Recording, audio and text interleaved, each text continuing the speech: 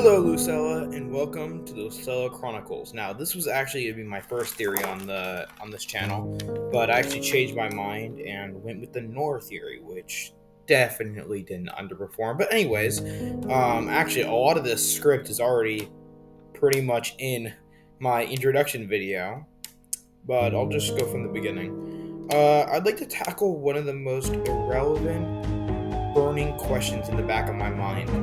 Who is Torture, and what is his deal? You know, Torture, like the guy in the Outpost map.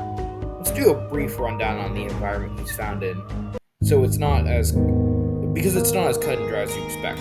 Now, the Outpost. Soldiers roam around, and the Torture is ready to roast you like a well-done marshmallow. He obviously uses his flamethrower for his killing animation. His name is a pun on Torch, his flamethrower, and Torture, like he tortures you. Now, this is rather obvious, but all the soldiers have burn marks on them. Who uses fire again?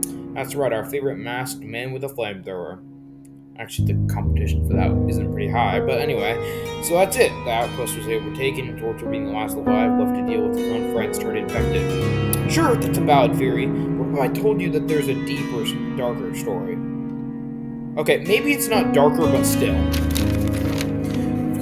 Take a look at the screen in the red key room. It says plans to deal with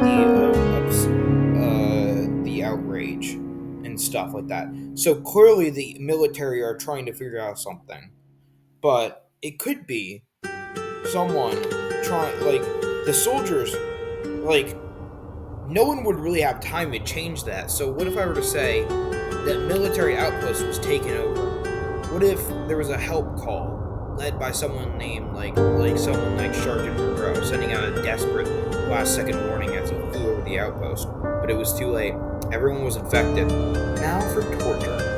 The military and Mr. P were clearly together, so when the military outpost connected to his plane got overtaken, it would have made sense to send it back up.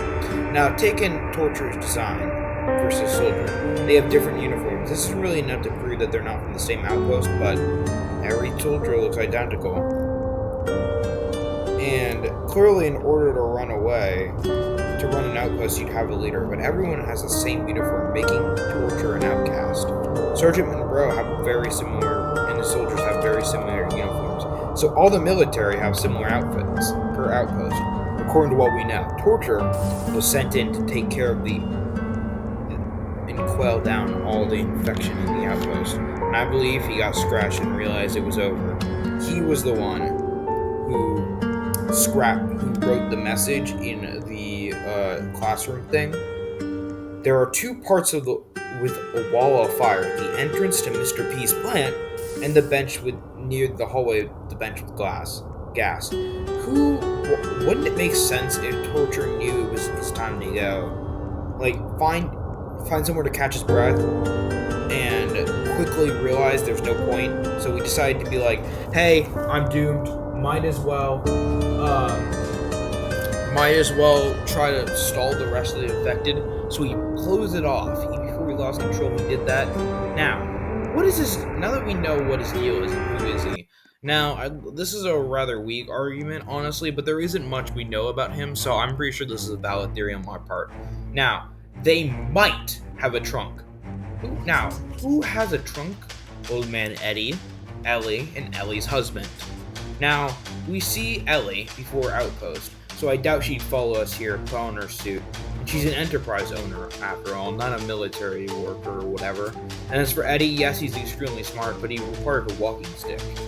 The mansion map most likely takes place pre-infection, meaning he sure as hell is not walking around relying on that stick, and not relying on that stick. Fuck, why did I write this in such messy handwriting?